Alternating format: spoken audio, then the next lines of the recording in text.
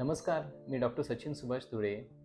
मी संभाजीनगर येथे paediatric allergy asthma specialist म्हणून कार्यरत आहे. चला तर आज आपण मीटर डोस इनहेलर वापरण्याची योग्य पद्धती जाणून घ्या. सर्वप्रथम पाठीमागील बाजूस असलेले एक्सपायरी डेट चेक करून घ्या.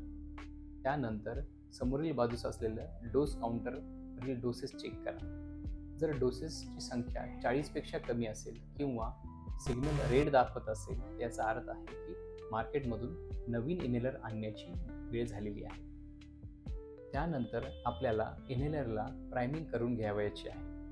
प्रायमिंग ही प्रत्येक वेळेस करावयाची गरज नाही. प्रायमिंग करण्याचे फक्त दोनच इंडिकेशन्स आहेत.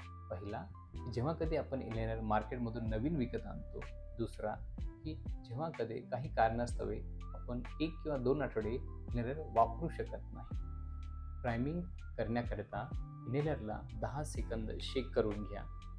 त्यानंतर कॅनिस्टरला 2 वेळेस प्रेस करून घ्या. माउथपीसची कॅप काढून आतमधील भाग स्वच्छ आहे का हे चेक करून घ्यावे. नंतर एक खोल दीर्घ श्वास बाहेर सोडून इनहेलरचे माउथपीस जिभेच्या वरती आणि ओठांमध्ये घट्ट पकडून इंडेक्स फिंगरने कॅनिस्टर प्रेस करून 3 ते 4 सेकंद करता दीर्घ श्वास घ्यावा. 1, 2, 3, 4, 5, 6, 7, 8, 9, 10. नंतर इनहेलरपासून दूर श्वास सोडावा.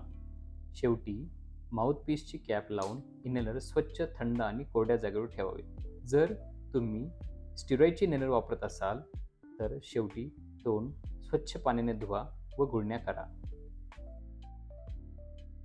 लागलीच तुम्हाला दुसरा पफ घ्यायचा असेल तर हीच प्रक्रिया 30 ते 60 सेकंदाने पुन्हा करा.